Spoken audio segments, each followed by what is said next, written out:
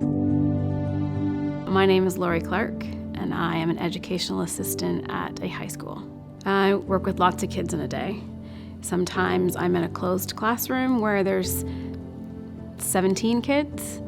Other times I'm in a mainstream class where there can be 30. So when I'm helping a student, typically it's maybe rephrasing the question. Sometimes it's scribing for them because they can't get their words on paper.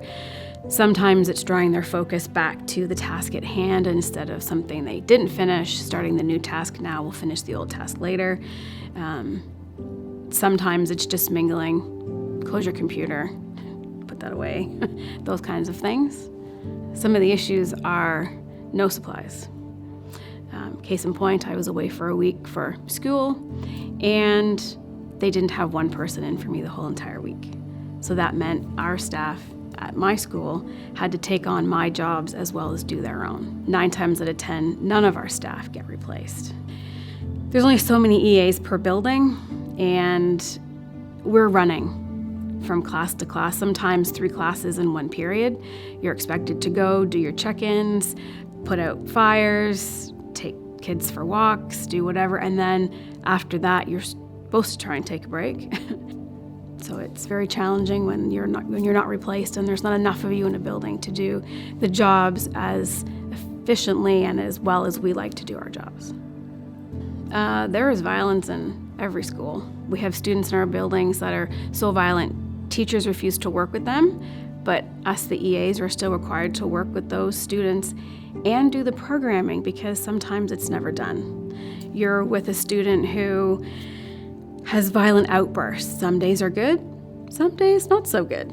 So you have to, it's not a very balancing act because you never know when the student's going to have one of their bad days. And then you're expected to still go in the building the next day and work with that same student.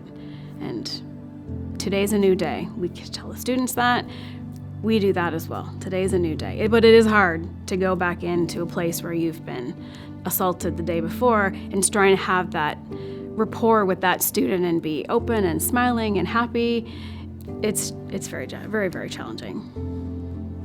So if there was a lot more of us, which in my opinion, I feel there should be, those red zone kids might not be red zone kids anymore because you've taught them the skills and the tools to deal with their behaviors and their issues and all of those things. But we can't get there, it's not enough. The system is definitely failing our students. When I first started at the board, we were in a class to help students with their learning, not just their behaviors. And now we're only, quote, mandated to be there for behaviors only. So you're not helping those kids who can't read, teaching them to read, teaching them basic math skills. You're not technically supposed to be doing that anymore. So those kids fall through the cracks because they might not be those volatile kids or those red zone kids. Or if they weren't back then, that lack of support over the years makes them a red zone kid because they don't know how to behave. They can't read, so they can't do the assignments, which causes frustration and causes behaviors. It snowballs one after another. I don't think parents understand what we do in the classrooms for their children, and that we are not teachers, and we do not get paid like teachers. We don't get prep time like teachers. We are invaluable to the classrooms to make them run smoothly. We need their support because we're the ones who help their kids every day.